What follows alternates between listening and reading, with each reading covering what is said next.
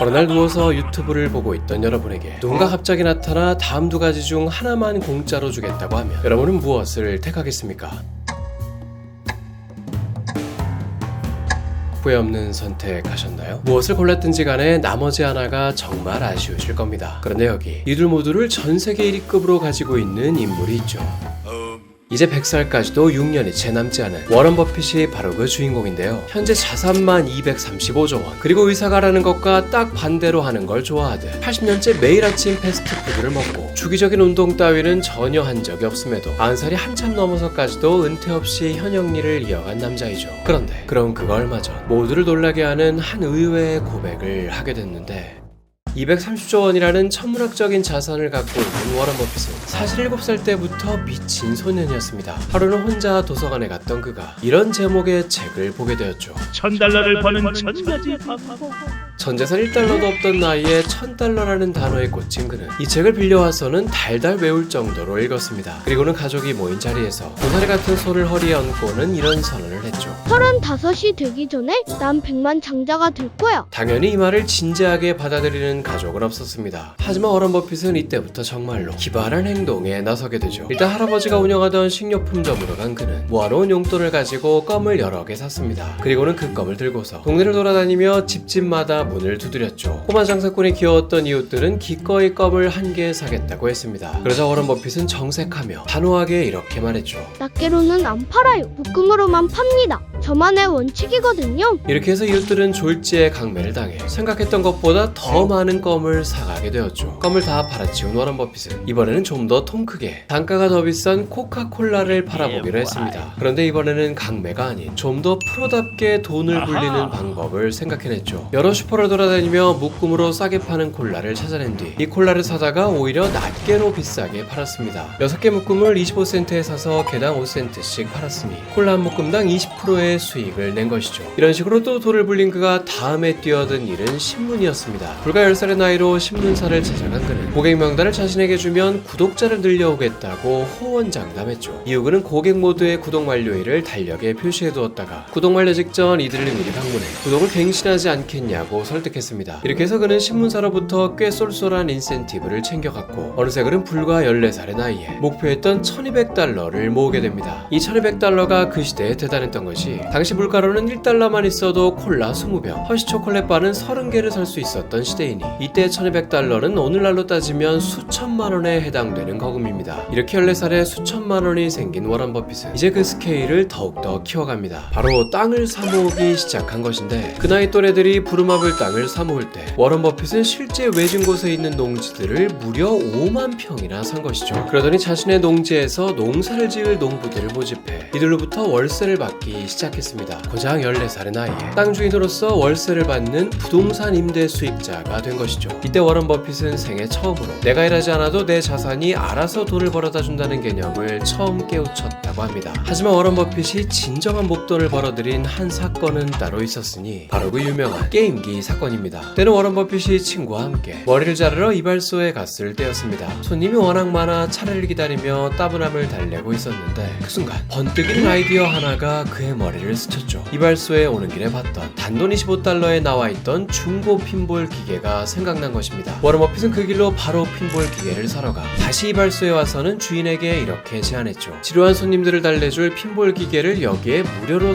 설치해드리겠습니다. 대신 수익은 반반 나누는 게 어떠세요? 이발소 주인 입장에서는 돈 한 푼 들지 않으면서 갑자기 부수입이 생기게 되는 셈이니 이 좋은 조건을 마다할 이유가 없었죠. 이후 이발소에는 기다리느라 지루해진 사람들이 핀볼 머신 앞으로 몰려들었고 기계 안으로 동전들은 차곡차곡 쌓여가 워런 버핏은 가만히 누워만 있어도 또 수입이 들어오는 곳이 한 곳 더 늘게 됐죠. 게다가 더욱 대박이었던 것은 핀볼 머신 덕분에 이발소가 장사가 더 잘 되자 소문을 들은 다른 이발소 주인들도 너도나도 워런 버핏에게 몰려들어 자기들도 핀볼 기계를 설치해달라고 부탁해왔다는 것이죠. 그러자 워런 버핏은 추가로 핀볼 기계들을 구매해와서 본격적으로 사업을 시작했습니다. 이렇게 해서 워런 버핏의 주머니로 매달 들어오는 금액은 기하급수적으로 불어나기 시작했죠. 워런 버핏은 이때를 떠올리며 아무것도 안 하고 매달 돈이 들어오는 그 짜릿함이 내 인생을 바꿨다고 말했습니다. 어느덧 고등학교를 졸업하게 된 워런 버핏에게는 오늘날의 가치로 무려 수억 원에 달하는 자산이 있게 됩니다. 이미 미성년자 시절 때부터 부모님의 자산마저 훌쩍 넘어서 버린 것이죠. 이러다 보니 그는 부모님께 손을 벌리지 않고 대학 학비도 스스로 내가며 조기 졸업까지 해냈습니다. 대학을 불과 19살에 졸업한 그는 그 기세를 이어 대학원까지 진학하게 되는데 여기서 그는 평생의 은인을 만나게 됩니다. 바로 벤저민 그레이엄이라는 교수였죠. 이 교수는 투자의 초고수로서 워런 버핏이 인생책으로 꼽는 $1000를 버는 1000가지 방법이라는 책과 더불어 그의 또 다른 인생책인 현명한 투자자라는 책의 저자였습니다. 이러다 보니 워런 버핏은 그를 마치 우상처럼 떠받들였고 그의 밑에서 여러 투자 스킬들을 전수받게 되죠. 워런 버핏이 얼마나 이 교수를 사랑했는지를 그의 졸업 이후 행보를 보면 알 수 있습니다. 졸업 후에 그는 다른 회사로 가지 않고 그레이엄 교수가 운영하는 투자 회사에서 일하게 해달라고 졸랐는데 교수는 우리 회사를 오기엔 너의 몸값이 너무 비싸다며 거절했죠. 그러자 워런 버핏은 무급으로라도 일하겠다며 자기를 받아달라고 부탁했습니다. 이렇게까지 자신과 함께하고 싶어하는 제자를 본 교수는 흐뭇한 표정을 짓더니만 갑자기 급정색을 했습니다. 왜 이렇게 눈치가 없냐며 너를 고용할 수 없는 어른들의 사정이 있다는 말을 했죠. 그리고 그 이유를 들려주기 시작했는데 워런 버핏에게는 그야말로 청천벽력인 이유였습니다. 바로 그가 유대인이 아니라는 것이었죠. 당시 유대인들은 미국의 금융가를 꽉 잡고 있었고 지금보다도 훨씬 더 차별이 노골적인 시대였기에 유대인이 아니면 금융가 채용이 어려웠던 시기였습니다. 유대인들은 역사적으로 배척을 받아온 세월이 길어서 자기들끼리 똘똘 뭉쳐 챙겨주는 문화가 유독 강했죠. 그레이엄 교수 또한 유대인이었고 그 회사 역시도 유대인 직원들로 구성되어 있었습니다. 그리하여 워런 버핏은 결국 원하는 회사에 취업하지 못한 채 고향으로 돌아가게 되죠. 고향으로 돌아간 워런 버핏은 이곳에서 운명적으로 첫사랑과 재회하게 됩니다. 바로 수잔이라는 이름의 여자였는데 두 사람의 첫 만남은 3년 전으로 거슬러 올라가죠. 당시 워런 버핏은 대학 기숙사에 살고 있던 여동생에게 어머니가 만든 집밥을 심부름으로 갖다 주러 간 적이 있었습니다. 그런데 동생의 집에서 나온 한 여인에게 첫눈에 마음을 빼앗겨버리고 말았죠. 바로 동생의 룸메이트인 수잔이었습니다. 이후 워런 버핏은 갖은 핑계를 대며 틈만 나면 동생의 기숙사로 출근 도장을 찍었습니다. 불쑥 동생의 집에 찾아가서는 느닷없이 고장난 가구나 전자기기가 있으면 고쳐주겠다며 어떻게든 수잔의 환심을 사려고 노력했죠. 하지만 워런 버핏이 간과하고 있던 사실이 있었으니 당시 수잔은 이미 남자친구가 있었다는 것입니다. 그래서인지 수잔은 자신에게 좀처럼 틈을 보이지 않았고 이에 워런 버핏은 공략 대상을 수잔에게서 다른 사람으로 돌리기로 합니다. 바로 수잔의 아버지였죠.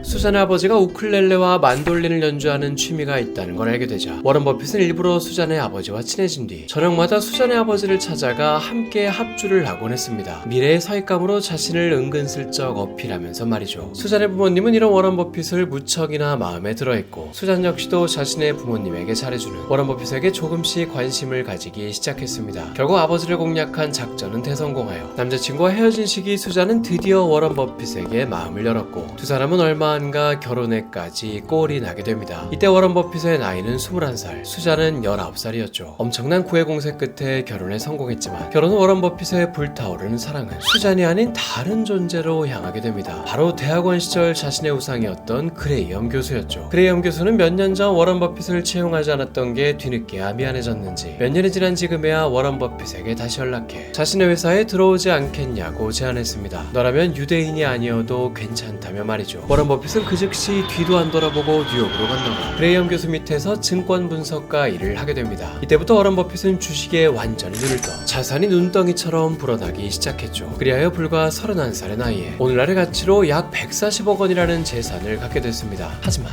이렇게나 부자가 됐음에도 아내인 수잔은 지금의 이 상황이 마냥 행복하지만은 않았습니다. 남편이 일에만 너무 많은 시간을 쏟아 자신이나 아이들과는 소원해지고 있다는 게 느껴졌기 때문이죠. 혹시라도 다른 여자가 생긴 건 아닌지 의심될 정도였습니다. 그런데 바로 이때 수잔의 이성의 끈을 끊어지게 만드는 사건이 발생합니다. 바로 워런 버핏에게 4년이나 만난 내연녀가 있다는 소문이 들려왔던 것이죠. 상대는 미국 최대 규모의 일간지 중 하나인 워싱턴 포스트의 회장이던 캐서린 그레이엄이었습니다. 이들은 워런 버핏이 워싱턴 포스트의 지분을 대거 매입했던 시기 비즈니스적으로 자주 만나게 되며 자연스럽게 가까워졌죠. 그러나 이 비즈니스적인 관계는 어느새 워런 버핏이 캐서린의 집에 자신의 옷을 몇 벌씩 번씩 놔두고 다닐 정도로 긴밀한 사이가 되었습니다. 이들은 대담하리만큼 딱히 친밀한 사이를 숨기지도 않았는데 워런 버핏의 공식 전기인 스노볼에 따르면 캐서린은 사람들이 많은 자리에서까지도 워런 버핏에게 대놓고 그녀의 집 열쇠를 건네주기까지 했다고 합니다. 이러다 보니 아내인 수잔의 입장에서는 이들의 사이가 의심되는 게 당연했습니다. 하지만 남편은 그저 잘 통하는 친구 사이라고 말할 뿐이었죠. 수잔은 남편의 이 말을 믿었습니다. 그도 그럴 것이 캐서린은 워런 버핏보다 무려 23살이나 연상이었고 남편이 굳이 엄마뻘인 여자를 이성으로 보지 않을 거라 생각했죠. 이에 수잔은 모두를 놀라게 한 대담한 짓을 벌이게 되는데 직접 캐서린에게 손글씨로 편지를 써서 이런 내용을 보냈던 것이죠. 난 당신과 남편의 우정을 전적으로 지지한다. 두 사람이 서로를 더 행복하게 만들어주고 있으니 얼마든지 만나라며 둘 사이를 전혀 의심하지 않는 듯 쿨한 내용의 편지를 보냈습니다. 그런데 이 편지는 결국 대재앙을 불러오고 말았으니 이 편지를 받은 캐서린이 편지를 들고 다니며 주변 사람들에게 자랑을 해댔던 것이죠. 자신은 이제 본처에게도 허락받은 사이라며 편지를 일종의 면죄부로 내세워 워런과 더 적극적으로 시간을 보내기 시작했습니다. 패기 넘치게 쿨한 척 편지를 보냈던 수잔은 급속도로 후회에 빠졌죠. 물론 둘이 정말로 남녀로서 불륜인지까지는 증거가 없었지만 어쨌든 워런은 수잔의 편지 이후 마음이 편해졌던 것인지 더 이상 눈치도 보지 않고 캐서린과 더 많은 시간을 보냈습니다. 그러자 수잔에게는 열등감이 스멀스멀 자리잡기 시작했죠. 그렇지 않아도 그동안 수잔은 남편을 자신과는 전혀 다른 세계의 사람으로 느껴왔습니다. 남편이 집에 와서 주식 이야기를 해도 도무지 알아들을 수가 없었고 남편 또한 이런 그녀를 알기에 집에 와서 일 얘기를 하는 법이 거의 없었죠. 하지만 캐서린은 달랐습니다. 어렸을 때부터 엘리트 코스를 밟아온 데다가 미국 초대형 신문사의 회장답게 교양 있고 사교계 인맥도 많았으며 워런 버핏의 일 얘기를 척하면 척 이해하는 여자였죠. 이러다 보니 일적으로나 정신적으로나 남편에게 진정한 의지가 되어주는 여자는 아내인 자신보다도 캐서린이라는 생각이 들었습니다. 매일 집에서 살림만 하고 있는 자신이 초라하게 느껴졌죠. 이미 이들의 사이를 인정하는 듯한 편지까지 보낸 마당에 이제 와서 모든 걸 물을 수도 없는 노릇, 결국 돌이킬 수 없는 강을 건넜다고 생각한 수잔은 짐을 바리바리 싸들고는 남편과의 별거에 들어갑니다. 머나먼 샌프란시스코로 향해 이곳에서 원래 주부가 되기 전 꿈이었던 가수로서의 새 삶을 꿈꾸게 되죠. 아내가 떠난 걸 알게 된 워런 버핏은 그제서야 가슴을 치며 후회했습니다. 자신이 저지른 인생 최대의 실수라며 식사도 거르고 옷도 제대로 빨아입지 못한 채로 이 시기 워런 버핏은 심리적으로 완전히 무너져 내렸다고 합니다. 수잔은 샌프란시스코에서 결국 가수의 꿈을 이뤘습니다. CD 앨범도 발표하고 대도시들을 오가며 공연도 많이 했죠. 이때 수잔은 워런 버핏과 이혼은 하지 않은 상태로 테니스 코치로서 알고 지내던 4살 연상의 남자와도 동거를 시작했습니다. 이제 워런 버핏과의 부부로서의 사이는 완전히 끝난 것처럼 보였죠. 그럼에도 수잔은 남편을 향한 예정이라는 게 남아있었습니다. 그가 깊은 상실감에 빠져 간단한 집안일조차 못한다는 소식을 듣자 평소 알고 지내던 아스트리드라는 여자에게 전화를 걸어 가끔씩 집에 들러서 남편의 식사를 챙겨준다거나 남편이 잘 지내고 있는지 확인해달라고 부탁했죠. 그런데 이 부탁은 막장 드라마의 서막을 열게 되는데 때는 대학교 방학을 맞이해 워런 버핏의 자식들이 오랜만에 아버지를 보러 왔을 때였습니다. 그런데 아버지의 침실에 웬 낯선 여자가 있었죠. 바로 엄마의 친구였던 아스트리드였습니다. 시리에 빠진 친구 남편을 챙겨주던 아스트리드가 어느새 워런 버핏과 그렇고 그런 사이가 돼버려 동거를 하고 있었던 것이죠. 자식들은 처음에는 상당히 놀랐지만 이내 이 사태를 자연스럽게 받아들였습니다. 엄마인 수잔이 이 둘의 사이를 진심으로 응원했기 때문이죠. 수잔 입장에선 이미 자신 또한 새 남자를 만난 상황이었고 워런 버핏과는 사실상 법적으로만 부부이지 이별을 한 것이나 마찬가지였기에 수잔은 일밖에 모르는 남편이 집안에서 초췌하게 지내는 것보다는 누군가가 옆에서 잘 챙겨주기를 진심으로 바랐습니다. 그리하여 이 세 명의 기묘한 삼각관계가 시작됐죠. 사실상 한 지붕 두 가족 같은 느낌이었는데 오죽하면 연말을 맞아 워런 버핏 가족의 이름으로 지인들에게 크리스마스 카드를 보낼 때 워런 버핏, 수잔 버핏, 그리고 아스트리드 이 세 사람의 이름이 모두 적힌 카드를 보냈다고 합니다. 각자 새 애인을 만났음에도 워런 버핏과 수잔은 중요한 공식 행사만큼은 부부로서 함께 등장했습니다. 그리고 자식들과 가족여행을 갈 때도 이 둘은 함께였죠. 이럴 때면 오히려 아스트리드가 이 둘을 위해 잠시 자리를 비켜줬다고 합니다. 워런 버핏은 이 독특한 두 여자와의 관계에 대해 이렇게 말했습니다. 수잔은 지금의 나를 만들어줬고 아스트리드는 지금의 나를 유지시켜줬다. 이후 워런 버핏은 무려 27년간 이 삼각관계를 유지하다가 수잔이 72의 나이에 뇌출혈로 세상을 떠나자 그제서야 아스트리드와 재혼했습니다. 이 재혼은 당시 전 세계 2위의 부자의 결혼식이라고 하기에는 완전히 조촐했습니다. 약 17평 정도 되는 크기의 큰딸의 집 거실에서 극소수의 지인들만 불러서 간단하게 이뤄졌죠. 이렇듯 사실 워런 버핏 버핏은 부자답지 않은 검소함으로 유명합니다. 특히 삼성폰 에피소드로 유명한데 애플의 최대 주주임에도 무려 10년 동안이나 유행이 한참 지난 2만원대 삼성 피처폰만 써대서 애플을 서운하게 만들었죠. 보다 못한 애플 CEO인 팀 쿡은 그에게 수차례 아이폰을 선물한 것은 물론 심지어는 직접 그의 집을 찾아가 사용법을 알려주겠다고 설득했습니다. 그러나 워런 버핏은 삼성 피처폰만 끝끝내 고집하다가 10년이 지나서야 겨우 아이폰으로 바꿨죠. 하지만 그럼에도 스마트폰의 기능들은 새로 배우지 않고 핸드폰을 여전히 그저 전화 용도로만 쓴다고 합니다. 또 식사비를 아끼는 것으로도 유명한데요. 주가가 오르는 날에는 3달러대 햄버거 메뉴를, 주가가 떨어지는 날에는 2달러대의 메뉴를 먹는다고 하죠. 거기다 할인이며 쿠폰도 꼬박꼬박 잘 챙겨서 빌 게이츠와 함께 홍콩 여행을 갔을 때에는 맥도날드로 데려가 자신이 한턱 쏘겠다고 하더니 주섬주섬 쿠폰을 꺼내서 계산했다고 하죠. 이렇게 검사하다 보니 자식에게마저도 돈 계산이 확실한데 하루는 큰딸이 아버지와 함께 차를 타고 가다가 주차비로 현금 20달러를 내야 하는 상황이 되었습니다. 현금이 없던 딸은 옆자리에 앉은 아버지에게 20달러만 달라고 부탁했죠. 그런데 워런 버핏은 자신에게 수표를 써줘야만 돈을 주겠다며 20달러조차 공짜로 주는 법이 없었습니다. 그런데 이런 20달러 사건보다도 자식들 입장에서 가장 공포스러웠던 건 아버지의 재산 환원 선언이었죠. 무려 재산의 99%를 사회에 환원하겠다고 공표했습니다. 이때 워런 버핏은 자식에게 물려줄 돈에 대해 이렇게 말했죠. 자녀가 무엇이든 할 수 있을 만큼만 남겨주되 아무것도 하지 않아도 될 만큼은 남겨주면 안 된다. 이렇게 해서 자녀들은 각각 1천만 달러, 하나로 약 140억 원에 달하는 돈만 받게 됐습니다. 물론 이 돈도 어마어마한 액수이지만 아버지의 재산이 235조 원인 걸 고려해보면 서운할 법도 합니다. 어쨌든 자녀들로서는 군말 없이 아버지의 결정을 따르는 수밖에 없었죠. 하지만 가족들 중 생각지도 못한 한 명이 워런 버핏의 재산에 관해 거하게 뒤통수를 치고 말았으니 어느 날 별 생각 없이 TV를 보던 워런 버핏은 TV 속 한 여자를 보고 깜짝 놀라게 됩니다. 바로 자신의 손녀인 니콜이 미국의 국민 토크쇼인 오프라 윈프리 쇼에서 인터뷰를 하고 있었죠. 그녀는 방송에서 공개적으로 자신에게 돈을 주지 않는 할아버지에 대한 불평을 토로하고 있었습니다. 당시 30대에 접어든 니콜은 워런 버핏의 원칙에 따라 전혀 돈을 지원받지 못했고 이에 그녀는 미대 졸업 이후 생활고에 시달려 다른 부잣집에서 가사 도우미로 일하고 있었죠. 니콜은 더 부잣집 손녀인 내가 우리 집안보다 덜 부잣집의 가정부로 일하고 있다는 게 이해하기 어렵다며 자신의 지금 처지가 만족스럽지 못하다는 특권의식에 사로잡힌 듯한 발언들을 해댔죠. 사회자인 오프라가 그럼 할아버지에게 돈을 좀 달라고 하지 않을 거냐고 묻자 고등학교 시절 수학여행에 갈 때 용돈을 좀 달라고 한 적이 있었는데 그때도 할아버지는 다른 친구들이 소외감을 느낄 수 있다고 거절했다며 이번에도 분명 주지 않을 것 같다는 식으로 말했습니다. 이 방송을 본 워런 버핏은 극대노했습니다. 워런 버핏 입장에서는 배신감을 느낄 수밖에 없었던 게 사실 니콜은 워런의 친손녀조차 아니었습니다. 니콜은 아들이 결혼한 여자가 아들과의 결혼 전 다른 남자 사이에서 낳아 데리고 왔던 딸이었죠. 즉 워런 입장에선 피 한 방울 섞이지 않은 아이였습니다. 그럼에도 워런은 아들이 사랑하는 여자의 아이니 니콜을 양손녀로서 받아들였죠. 심지어 아들이 이 여자와 이혼하게 되어 니콜과 사실상 남남이라 할 수 있는 사이가 되었을 때에도 워런은 니콜이 대학을 졸업할 때까지 학비와 생활비를 모두 지원해줬습니다. 다른 손주들과 마찬가지로 대학을 졸업한 시점에 그제서야 모든 경제적 지원을 중단했죠. 어쨌든 손녀의 돌발 행동에 화가 머리끝까지 난 워런은 방송 직후 니콜에게 편지를 보내 절연을 선언했습니다. 너는 이제 내 가족이 아니다 하는 내용의 이 편지는 그야말로 단호하기 그지없어서 심지어 마지막에 서명도 이전처럼 할아버지가 아닌 워런이라고만 쓰여 있었죠. 니콜은 그제서야 후회하며 부랴부랴 답장을 보내봤지만 워런은 끝끝내 마음을 돌리지 않았습니다. 이후 니콜은 화가로서 그림을 팔며 생계를 유지하다 최근에는 암호화폐나 NFT 쪽의 인플루언서로 활동하며 여전히 워런 버핏의 손녀라는 타이틀을 내걸고 여러 방송에 출연 중입니다. 그리고 워런 버핏은 올해 5월 94살의 나이에 드디어 은퇴를 공식적으로 발표해 인류 역사상 최고령 은퇴자 중 한 명으로 이름을 올렸죠. 워런 버핏의 인생을 돌이켜보면 금수저가 아님에도 자수성가로 부자가 된 인물임을 알 수 있는데요. 사실 전 세계 부자들 중 대다수가 워런 버핏처럼 중류층이나 하류층 출신이라고 합니다. 그래서 똑똑한 부자는 뭐가 다른데 라는 책에서는 이들이 부자가 된 공통점을 바로 건전한 이기주의라고 꼽는데요. 여기서 말하는 이기주의는 흔히 말하는 부정적인 어감의 이기주의가 아닙니다. 예를 들면 비행기 사고 시 흔히 승무원들이 하는 안내처럼 옆 사람의 산소 마스크 착용을 돕기 전에 꼭 자신부터 먼저 착용하라는 것이죠. 자신부터 온전한 상태가 돼야 옆 사람도 제대로 도와줄 수 있다는 것입니다. 이렇듯 건전한 이기주의란 더 큰 목적을 위해 자기 자신을 잘 챙기는 기술이라 할 수 있는데요. 이 책은 특히 내 지갑을 잘 챙기는 기술까지 알려줍니다. 워런 버핏을 비롯한 부자들의 돈 관리 팁들이 나와 있는데 특히 저렴함과 알뜰함의 차이라는 챕터를 읽을 때는 매장에서 2+1 물건들만 보면 항상 정신 못 차리는 제 입장에선 뜨끔했으며 매번 로켓 배송의 유혹에 빠져 택배 박스 박스 뜯는 게 낙인 저에게는 온라인 구매 전 거쳐야 하는 72시간 법칙이라는 기술도 정말 꿀팁이었습니다. 결국 이 책을 다 읽고 나면 이런 생각이 듭니다. 그래서 똑똑한 부자는 뭐가 달랐는가? 바로 무작정 벌기만 하는 게 아니라 전략적으로 부자가 됐다는 것입니다. 부자들의 전략과 원칙에 대해 더 알고 싶으시다면